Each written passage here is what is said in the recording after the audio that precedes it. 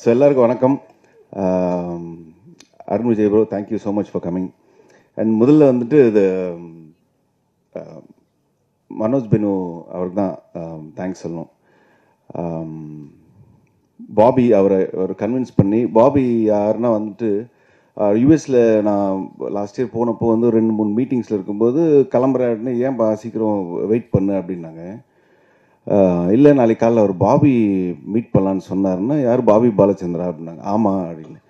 அவர் meet பண்ணால் 2-3 months ஆகுமே, நீ எதுவும் சும்மா கதை விட்டு வீட்டுக்கு போறியா அப்படின்ற மாதிரி சொன்னாங்க. ஸோ ரியலி அவர் வந்து அவ்வளோ வேலைகள் இருந்தும் இங்கே வந்து சினிமா பண்ணுறாருன்னா வந்துட்டு அடுத்தடுத்து வந்து பெரிய பெரிய படங்கள்லாம் பண்ணுறாரு, பெரிய விஷன் வச்சுருக்காரு. So thank you for producing this film. Imman sir, thank you so much. எனக்கு ஃபஸ்ட் டைம் உங்களோட ரொம்ப happy. And Anandraj sir, John தனியாக வச்சுக்கிறேன். ஆனந்த்ராஜ் சார், ரெடின், எங்கள் அண்ணன், எங்கள் பெரிய அண்ணன், எங்கள் அண்ணன் சுனில், இவரெல்லாம் தான் ரொம்ப க்ளோஸ் ஃப்ரெண்ட்ஸ். ஸோ எல்லாருக்கும் நன்றி.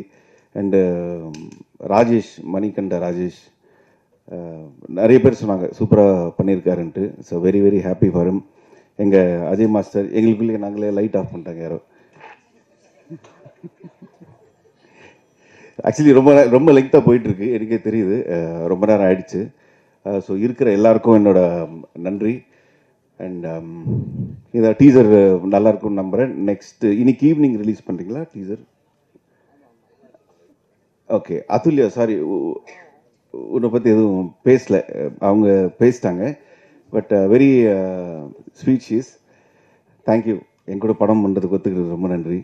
அண்ட் லைட்டு தேவையில்லையா?